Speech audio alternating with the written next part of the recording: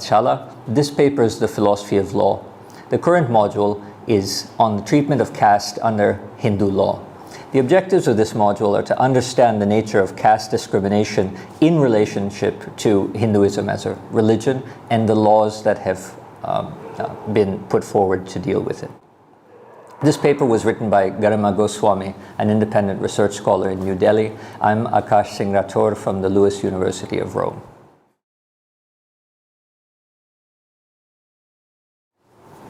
The significance of Hindu law is immense when you consider that Hindu law takes shape as family law within the Indian legal system, and that family law governs marriage, divorce, succession, adoption, and many other matters. So it's important to understand what is the nature of Hinduism, what's understood to be Hinduism in relation to Hindu law. There's a deep ambiguity about what Hinduism is, and this ambiguity has existed for millennia, and it continues today. The ambiguity arises because within Hinduism there aren't either texts or practices that everybody agrees are crucial to the centrality of the religion. In Christianity, for example, despite that there are many internal differences, the most salient one being the division into Catholicism and Protestantism, but then keep in mind that Protestantism is itself divided into innumerable other sects. Despite all of these divergences, there is a fundamental unity in the nature of the moment of the origin of the religion, in the birth and life of Jesus Christ, and in the centrality of the New Testament as the basic scripture that unites all of the different beliefs and practices. Now, these beliefs and practices are very divergent in terms of the interpretation of the significance of that central text, the New Testament. Some people emphasize certain aspects. Some people suggest that the meaning is different from what other people suggest. Some people suggest that certain moments after the life of Jesus are equally important to keep in mind. For example, the Mormons, who have different supplementary religious books to the New Testament.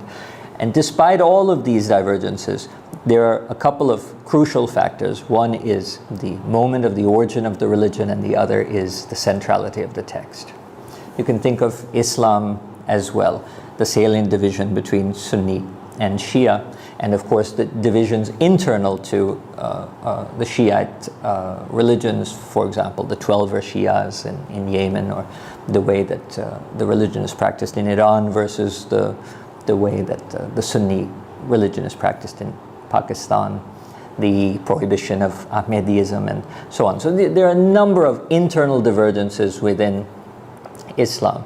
And yet, despite all of these differences, both in practice and in supplementary literature that's considered crucial part of the religion, there is a moment of what we can refer to as the prophetic moment, or the moment of prophetic revelation in the life of the Prophet Muhammad, and the centrality of the Quran that is beyond dispute in all of these various interpretations. So I've mentioned both life and practices, for example, the life of Jesus and the Prophet Muhammad in Christianity and Islam, and the centrality of texts, so the New Testament for Christianity and the Quran for Islam. Now, Christianity and Islam have produced a number of other texts and a number of rival practices, how rituals should be performed, when they should be performed, and so on. But the centrality of the text is crucial. Now, Hinduism lacks all of these moments of cohesion. There isn't a fundamental prophetic moment. There isn't a fundamental text that can be agreed upon by everybody who practices it. And so the various practices that occur within the numerous sects and divisions that are subsumed under the category of Hinduism have nothing specific to point to indicate that at least we're grounded in something that everybody else agrees to. So despite how you interpret the New Testament, whether it allows, for example, homosexual relations or forbids homosexual relations. The Christians who are engaged in that debate are still focused on the centrality of a single text upon which they agree is authoritative. So we've lost an anchor in a specific text, and we've lost a way of justifying various practices in this basically federation of texts and practices that get grouped together under the term Hinduism. So this complication, this fundamental ambiguity in what Hinduism is, bleeds into the difficulty of understanding the nature of caste discrimination according to Hindu scripture. Some people might say that caste distinctions are inherent to what Hinduism is, and you can't have Hinduism without it. But which text do you point to in that case, and which text do you ignore in the process of pointing out some and downplaying the role of others? What we saw primarily in the very early 20th century was an attempt to overcome this deep ambiguity in Hinduism by producing what's referred to as Semitized version of Hinduism. By Semitized, we mean modeling Hinduism on Semitic religions such as Islam or Judaism, which Judaism also has a central text and certain central moments, for example, in the liberation out of Egypt by Moses. So the Semitization of Hinduism was a kind of project that began in the late 19th century and really culminated in the writings of Veer Savarkar in around 1925, 1927, with the publication of what's now known as Hindutva. So the attempt in the 20th century was to come to some kind of decisive agreement or statement on what is the central doctrine of Hinduism, what is the sacred books, and what therefore we can all agree are practices that can be defined as Hindu. That book, of course, is the Gita for Savarkar, but this is deeply problematic when you keep in mind that pre-19th and 20th century practices of Hinduism and literature that we group as Hindu has almost no mention of the Gita from the 12th to the 19th century. Now, some people argue that it's basically six so-called orthodox philosophical schools of thought that we group together as a textual foundation for what we call Hinduism. This could work as far as it goes, except that we have a basic problem that arises under the notion of Hindu law as we understand it and practice it today in India, which is that as per Hindu law, the definition of a Hindu actually includes Sikhs, Jains, Buddhists, non-Muslims, non-Christians, and non-Jews. Now, why do I say that's a problem?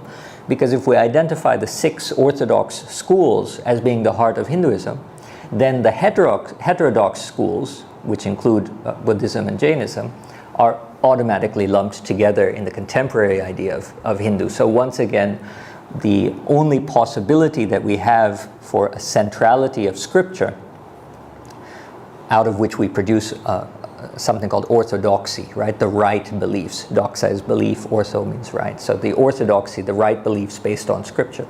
The only way we can come to an agreement on what is Hindu scripture is basically according to the definition of Hindu under Hindu law, anything written in India.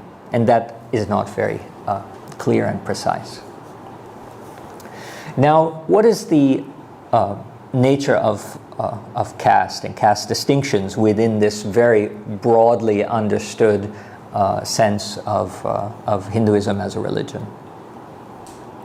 The appearance of caste is in orthodox and unorthodox scriptures or writings is heavily contested. Some people say that caste distinctions appeared as early as later Vedic writings. Other people say that these are clearly editorial, what's called redactions. So I think texts that were written in much later into the scriptures, since these texts were originally oral, when they were finally written down many centuries later, certain people who already had later beliefs, such as caste distinction, started to write their beliefs of that time into the scriptures that originated centuries before. So these are called anachronistic redactions. So the person who's writing puts something, attributes something to an earlier time, which is anachronistic because it actually develops in the time of the editing process. So we don't know if it's true that the Vedas had any mention of these distinctions of varna or as we sometimes say, caste, and we don't know when these distinctions crept into the literature. We don't know when it crept into the Orthodox literature. We don't know when it crept into actual practices. By mentioning practices, I should make that distinction between orthodoxy, which I had mentioned as the right sort of belief based on scripture, and orthopraxy, which means the right sort of practices or the right sort of rituals. Now, orthopraxy is sometimes grounded in scriptural dictates. So many of the Vedas tell you how to perform rituals, but more often it derives just from custom, what practices were prevalent at the time. So the ambiguity about caste in terms of orthodoxy or its scriptural origins, or caste as it's practiced, are both heavily contested, both in sociology, in history and historiography and political history, and even economists have something to say about it, since the caste distinction obviously arose fundamentally as a division of economy and political society. Now, this division of labor, which seems to be embodied in the caste system, also had certain sorts of virtues associated with the different varnas or different social stratifications. This was referred to as varna dharma and swadharma. So the performance of duties that are fitting to your caste. Now, a crucial part of performing duties fitting to your task is to not perform duties of another caste. So on the one hand, to follow the varna dharma is both to excel in the virtues specific to your station, and also not to interfere or meddle with the virtues of another station, caste, varna, what you will. There was another aspect in addition to this identity of your obligations to be self-referential, in other words, to be dedicated only to the duties and responsibilities to your caste, and that was obligations that are due, and that is obligations that should be performed by all of the varnas, irrespective of which one a person belongs to. This element of dharma is believed to have eroded slowly over time. The crucial notion in this idea of a duty of all castes to all castes was the one anchoring, according to many sociologists, that prevented caste discrimination from occurring, because the one duty that was due of all castes towards all castes was to not discriminate on the basis of occupation. If all castes have the duty not to discriminate on the basis of occupation, then it's hard to understand how, at least in terms of scripture and orthodoxy, it's hard to understand how caste discrimination can arise when it is the duty of a particular caste not to discriminate against another caste. Of course, the trick lies in the differences between orthodoxy and orthopraxy. So while I may have a duty not to discriminate against the occupation of a sweeper, I can certainly, in my practice, show that I have certain preferences for the occupation that is accessible to me and not accessible to that person. For example, in another varna of passing judgments. So the sweeper mustn't pass judgments, the person who passes judgments mustn't sweep, but each person has an obligation according to the same code to not discriminate against the other. Well, in terms of theory, this is fine. We've seen theories like this, for example, in the United States called separate but equal, which is to say that everybody has a separate station, a separate entrance, a separate water fountain, a separate mode of transportation, but everybody is regarded as equal. In theory, it's fine. In practice, we realize that this is a vicious sort of segregation. The person who pointed out most clearly what sort of vicious practices this theory of separate but equal leads to was Dr. B.R. Ambedkar. Now, Dr. Ambedkar had most rigorously opposed the caste system on the one hand, and was one of the most outspoken scholars to indicate that the relationship of caste and Hinduism was an organic one. So it's almost impossible to be a Hindu without following caste. Now, many other of Ambedkar's contemporaries said, no, caste is has been perverted, that ultimately there's no problem with it in theory, but the practice over time has been corrupted into the vicious forms that it took in the time of Ambedkar's life. Ambedkar, however, attempted to show that the origins of caste are coeval with the origins of the consolidation of Hindu practices and rituals, and that federation that I had spoken about, with understanding which practices and texts get grouped together under the umbrella of Hinduism. And in Ambedkar's historical writings on the genesis of caste, he makes two specific points that are crucial. As opposed to this argument that I had just been presenting, that there is a dharma that is peculiar to a varna, and there's a dharma that is common to all of the castes, Ambedkar argues that in either case, the idea of varna itself has implicit within it inequality. So on the one hand, to have what Ambedkar called graded inequality, and on the other hand, to claim that it is the duty of each of these unequal castes not to be discriminatory against another caste is inherently self-contradictory. The second thing that Ambedkar tried to suggest was that we can see that the organic tie of caste and Hinduism is proven by the very fact that those heterodox schools which I had mentioned earlier on were movements not only away from the orthodox scriptures or groundings in the Vedas that were the precondition for a vague ascription of the term Hinduism. Not only were they moving away from these Vedic texts or the orthodoxy, they were also moving away from the orthopraxy, which is to say that in the origins of Jain and Buddhist thought, two of the heterodox schools, one of the fundamental movements was not just away from Vedic ideas, but away from practicing caste discrimination.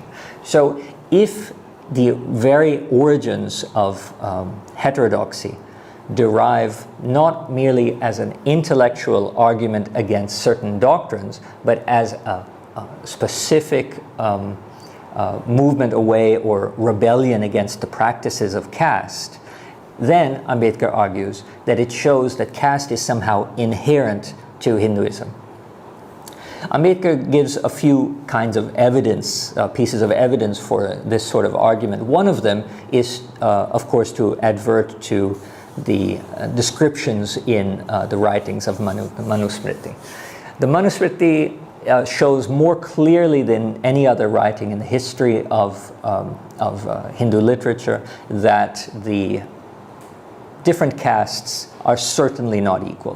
What do we mean when we speak about equality? Well, one of the basic principles of justice is to treat equal cases in an equal manner. So like cases in a like manner. This is the definition of justice. Well, Manusmriti is full of differential treatments, differential punishments for the same crime under the same circumstances. So if a person from one caste should commit the exact same crime at the exact same moment as a person from another caste, they would be punished rather differently.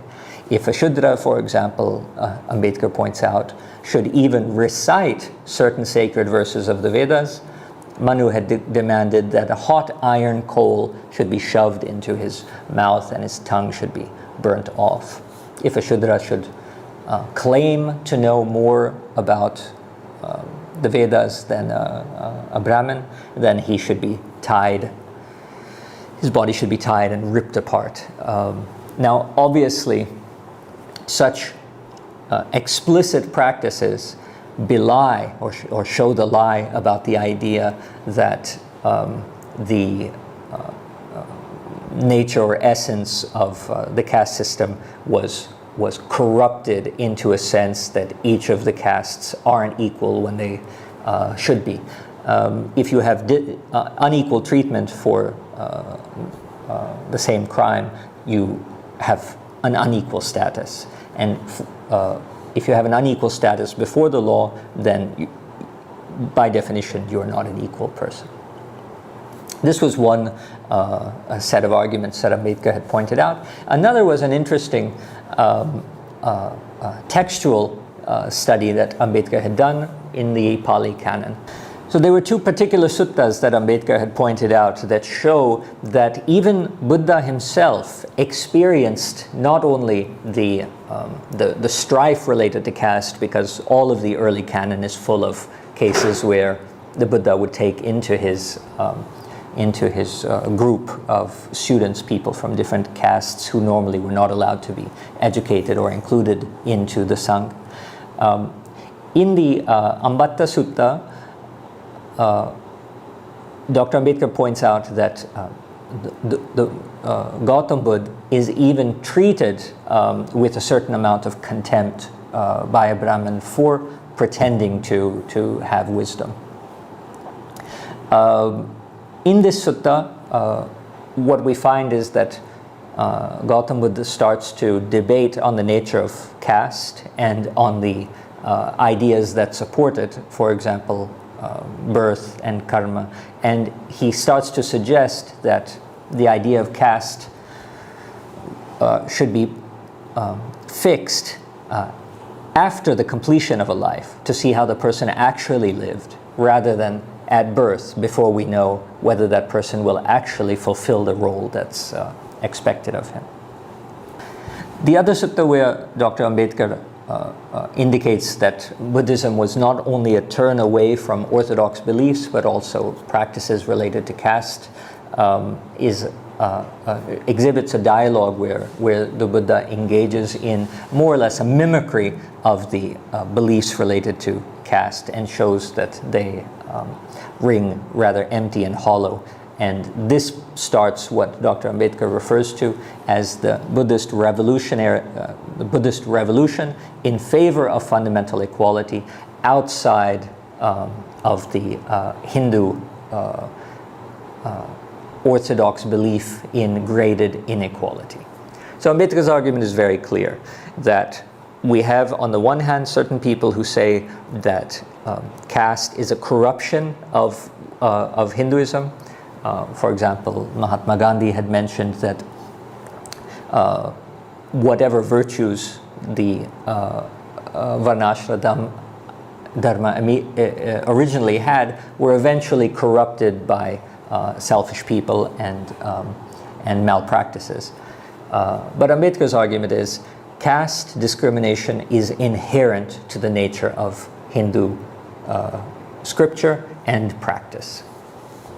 So Dr. Ambedkar and Mahatma Gandhi were arguing about the nature of caste and its relation to Hinduism in an India that was in the process of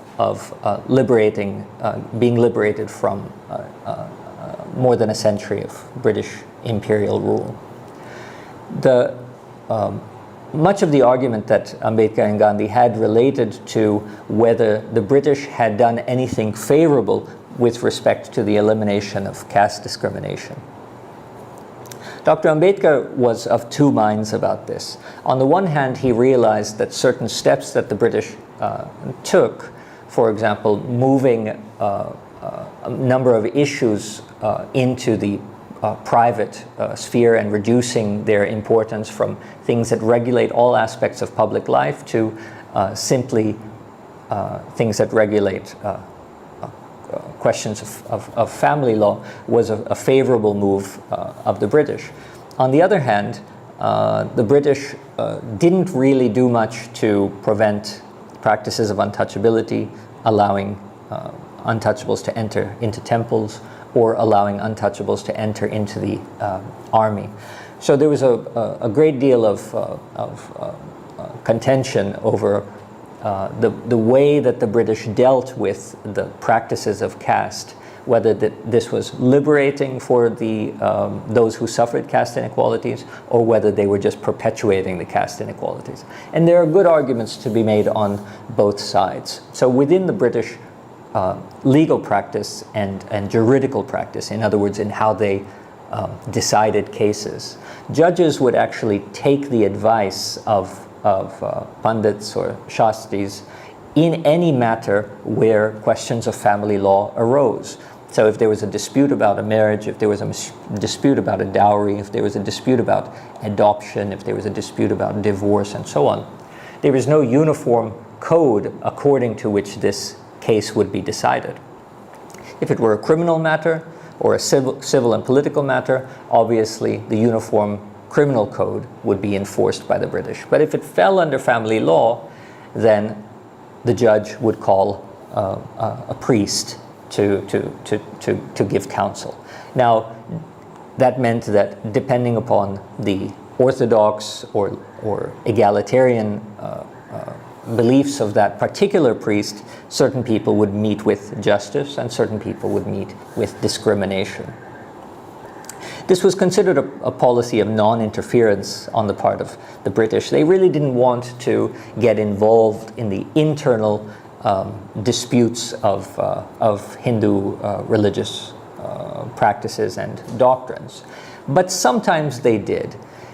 They did on both sides of this debate. Sometimes the British judges would actually give injunctions that would disallow certain castes or communities from entering temples. In fact, there are even cases where a British judge offered damages, in other words, a financial reward to so-called victims of marriages whose marriage party was polluted by the presence of an untouchable among them. Now, Dr. Ambedkar thought this was a quite heinous thing for the British to do, especially when the British championed themselves as introducing egalitarian and rational principles into Hindu practices, for example, in the abolition of sati and so on.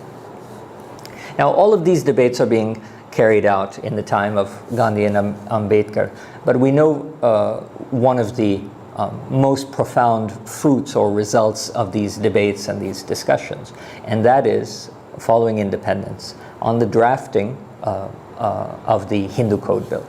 The Hindu Code Bill was a very precious piece of legislature that Dr. Ambedkar put forward, and together with Prime Minister Nehru, he tried to push it through Parliament. There was a great deal of resistance from Orthodox and Sanatan elements in the Congress Party and in the Parliament, and because the Hindu Code Bill could not be passed,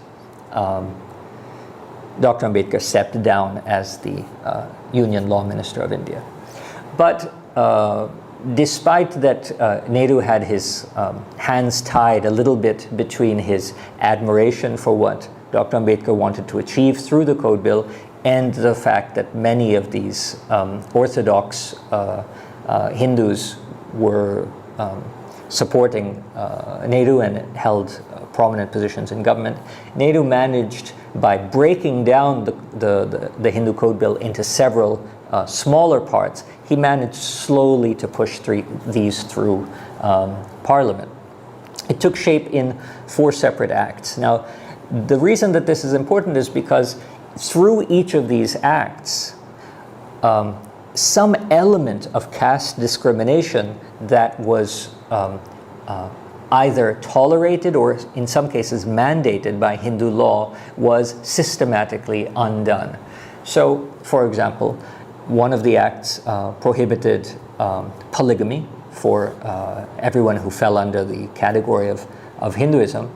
And the reason this is important is because under the previous practices, polygamy was permitted, but on a graded scale. So, for example, a Brahmin was allowed 4 wives, 1 of each caste, but a Shudra was allowed only 1, and it had to be a Shudra. So inequality would be built into these marriage rules. Another one of the bills into which the Hindu Code Bill was broken down permitted the adoption by any caste of a child of any caste. Now, this had not been allowed before.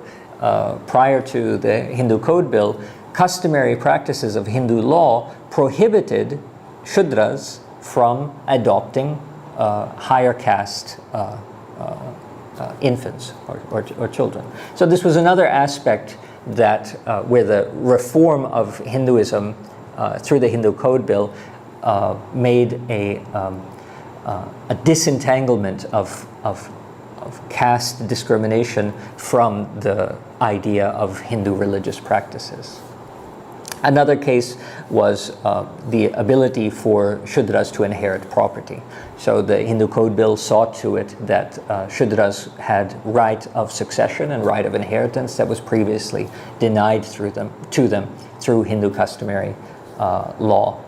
And of course, consequent upon all of these elements, these radical revolutionary elements that were introduced in the reform of Hinduism through the Hindu Code Bill, this paved the way for a number of other very important policies, laws, and acts to come into effect, such as the prohibition of prevention of atrocities in the Scheduled Castes and Scheduled Tribes Act of 1989.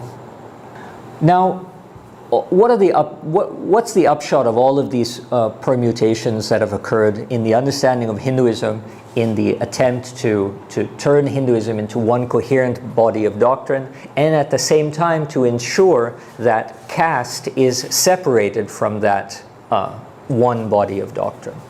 Well, we see that this happens decisively through the passing of the Hindu Code Bill, because there we have a concrete understanding of what Hinduism is and who is a Hindu, hand in hand with a deep prohibition of discriminatory practices of caste. So what couldn't be accomplished either through philosophical schools of thought or through priestly assertions about what is crucial or central to the religion, or of the various practices of different sects, what could never be accomplished by any of the priests, philosophers, or practitioners was actually accomplished, ironically, through the brainchild of Dr. Ambedkar with the passing of the Hindu Code Bill. That is to say, to come up with a central idea of what Hinduism is, and to make that central idea free of caste discrimination. I want to close with one particular High Court case that I think beautifully exemplifies this long historical process. The case which I would like to close with is called Singh versus Mathura, which occurred in the Madras High Court, where a high caste, in fact a priest, had decided that there was a particular person who happened to be to belong to a caste considered Shudra. There was a particular person who was so learned and so devoted that this priest decided, while he was alive, that that this so-called Shudra would inherit all of his property. So he enjoyed the right of succession, which also meant that he was going to be leading a mutt. So the son, the natural son of the priest, took the case to court and said that according to the practices of Hindu customary law that their family has been following for generations, the right of inheritance is primogeniture. It goes to the firstborn male in the family. And not only that, not only is primogeniture important, but the person to whom the father has wrongfully given the birthright that should go to the firstborn son is a Shudra and has therefore no business being in control of a mutt. The court sided obviously in favor of the right of the father to donate his property to whomever he saw fit, but made the specific point of suggesting that as a consequence of the acts that were institutionalized through the breaking apart of the Hindu Code Bill, it is now the law of the land that if a former Shudra would like to be the head of a mutt, he has every right to do that, whether the authority comes to him from a high caste person or whether he should decide to start it on his own. So what we start to see in the 1980s is the actual implementation and institutionalization of the logic of a Hinduism that is free of the principles of caste discrimination.